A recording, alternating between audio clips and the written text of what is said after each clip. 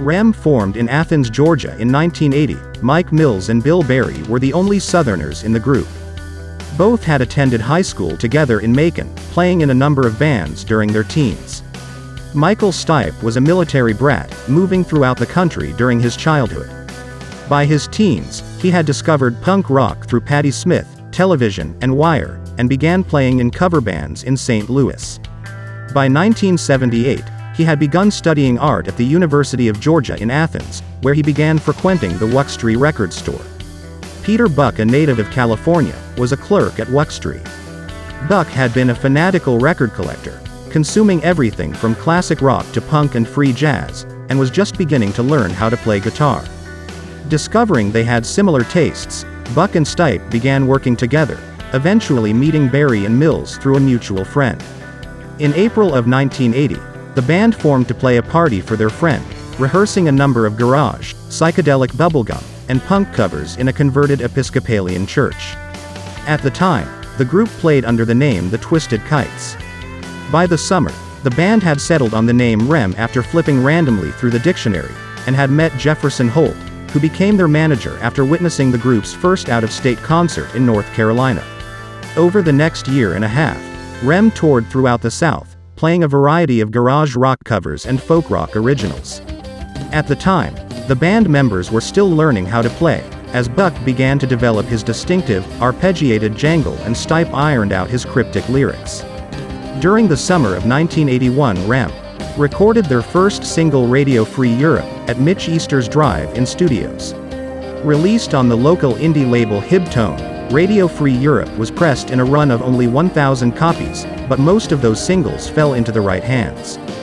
Due to strong word of mouth, the single became a hit on college radio and topped the Village Voice's year-end poll of Best Independent Singles.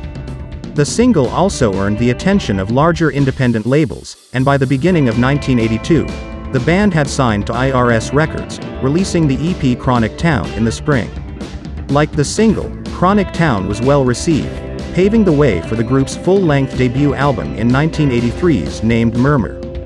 With its subdued, haunting atmosphere and understated production, Murmur was noticeably different than Chronic Town and was welcomed with enthusiastic reviews upon its spring release. Rolling Stone named it the best album of 1983, beating out Michael Jackson's Thriller and The Police's Synchronicity. Murmur also expanded the group's cult significantly, breaking into the American Top 40.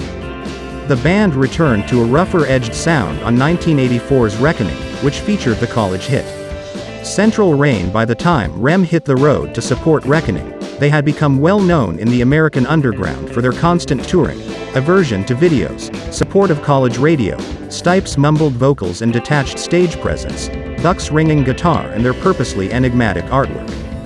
Bands that imitated these very things ran rampant throughout the American underground, and R.E.M threw their support toward these bands, having them open at shows and mentioning them in interviews. By 1985, the American underground was awash with R.E.M sound-alikes and bands like Game Theory and The Rain Parade, which shared similar aesthetics and sounds.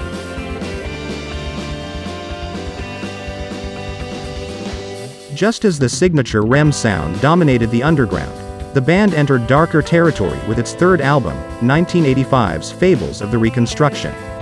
Recorded in London with producer Joe Boyd, Fables of the Reconstruction was made at a difficult period in R.E.M history, as the band was fraught with tension produced by endless touring. The album reflected the group's dark moods, as well as its obsession with the rural South, and both of these fascinations popped up on the supporting tour. Who's on-stage behavior was always slightly strange, entered his most bizarre phase, as he put on weight, dyed his hair bleached blonde, and wore countless layers of clothing. None of the new quirks in R.E.M persona prevented Fables of the Reconstruction from becoming their most successful album to date, selling nearly 300,000 copies in the US. Decided to record their next album with Don Gehman, who had previously worked with John Mellencamp. Gehman had the band clean up its sound and Stipe enunciate his vocals, making Life's Rich Pageant their most accessible record to date. Upon its late summer release in 1986, Life's Rich Pageant was greeted with the positive reviews that had become customary with each new R.E.M album, and it outstripped the sales of its predecessor. Several months after Life's Rich Pageant, the group released the B-sides and rarities collection Dead Letter Office in the spring of 1987. R.E.M had laid the groundwork for mainstream success, but they had never explicitly courted widespread fame. Nevertheless, their audience had grown quite large, and it wasn't that surprising that the group's fifth album, Document, became a hit shortly after its fall 1987 release. Produced by Scott Litt, who would produce all of their records over the course of the next decade, Document climbed into the US top 10 and went platinum on the strength of the single The One I Love, which also went into the top 10.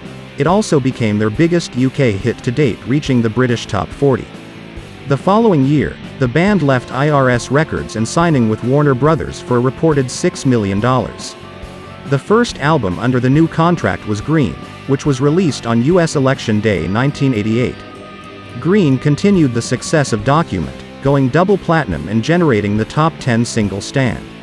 R.E.M supported Green with an exhaustive international tour, in which they played their first stadium dates in the US. Though they had graduated to stadiums in America, they continued to play clubs throughout Europe. The Green tour proved to be draining for the group, and they took an extended rest upon its completion in 1989. During the break, each member pursued side projects, and Hindu Love Gods, an album Buck Berry and Mills recorded with Warren Zevon in 1986, was released. R.E.M reconvened during 1990 to record their seventh album Out of Time, which was released in the spring of 1991.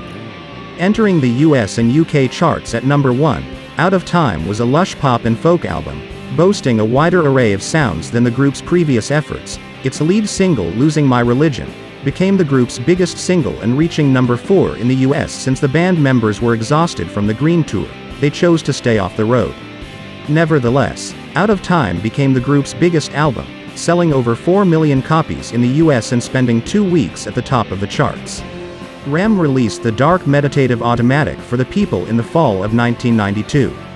Though the band had promised a rock album after the softer textures of Out of Time, Automatic for the People was slow, quiet, and reflective, with many songs being graced by string arrangements by Led Zeppelin bassist John Paul Jones. Like its predecessor, Automatic for the People was a quadruple platinum success, generating the top 40 hit singles. After piecing together 2 albums in the studio, R.E.M decided to return to being a rock band with 1994's Monster.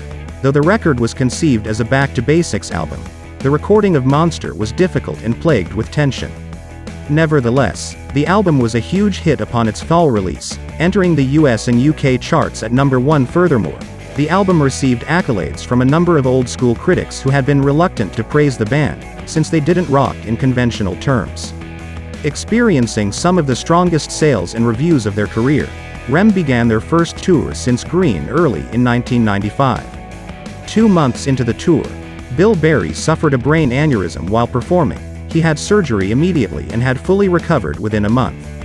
R.E.M resumed their tour 2 months after Berry's aneurysm, but his illness was only the beginning of a series of problems that plagued the Monster tour. Mills had to undergo abdominal surgery to remove an intestinal tumor in July. A month later, Stipe had to have an emergency surgery for a hernia. Despite all the problems, the tour was an enormous financial success, and the group recorded the bulk of a new album. Before the record was released in the fall of 1996, R.E.M parted ways with their longtime manager Jefferson Holt, allegedly due to sexual harassment charges levied against him. The group's lawyer Bertis Downs assumed managerial duties. New Adventures in Hi-Fi was released in September 1996, just before it was announced that the band had re-signed with Warner Brothers, reportedly for a record-breaking sum of $80 million. In light of such a huge figure, the commercial failure of New Adventures in Hi-Fi was ironic, though it received strong reviews and debuted at number 2 in the US and number 1 in the UK. The album failed to generate a hit single, and it only went platinum where its 3 predecessors went quadruple platinum. By early 1997, the album had already begun its descent down the charts. However, the members of R.E.M were already pursuing new projects, as Stipe worked with his film company, Single Cell Pictures, and Buck co-wrote songs with Mark Eitzel and worked with a free jazz group Tuatara. In October of 1997, R.E.M shocked fans and the media with the announcement that Berry was amicably exiting the group to retire to life on his farm. The remaining members continued on as a 3-piece, soon convening in Hawaii to begin preliminary work on their next LP. Replacing Berry with a drum machine, the sessions resulted in 1998's Up, widely touted as the band's most experimental recording in years. It was only a brief change of direction, since R.E.M.'s next album in 2001, namely Reveal, marked a return to their classic sound. Around the Sun followed in 2004, a worldwide tour convened in 2005, which included an appearance at the London branch of Live 8. In 2007, R.E.M. were inducted into the Rock and Roll Hall of Fame and began work on their next album Accelerate, which was released in 2008. The album sported a faster, more guitar-driven sound than Around the Sun, which had received lukewarm reviews and sold poorly, particularly in America. It earned rave reviews and topped charts around the world. For 2011's Collapse Into Now, the band favored a more expansive sound, one that combined Accelerate's rock songs with slower ballads and moody atmospherics. Reviews were mostly positive and it debuted in the top 5 in America. Unexpectedly, in September 2011, R.E.M. announced their amicable breakup after 31 years together.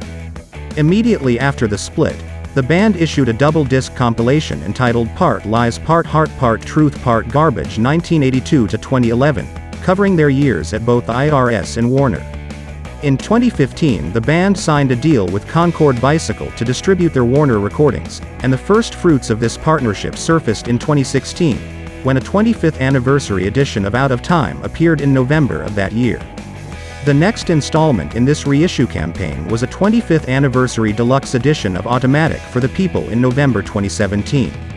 A year later, the group released R.E.M. at the BBC, a box set containing 8 CDs and a DVD chronicling all their live work for the British Broadcasting Company. A 25th anniversary edition of Monster appeared in 2019.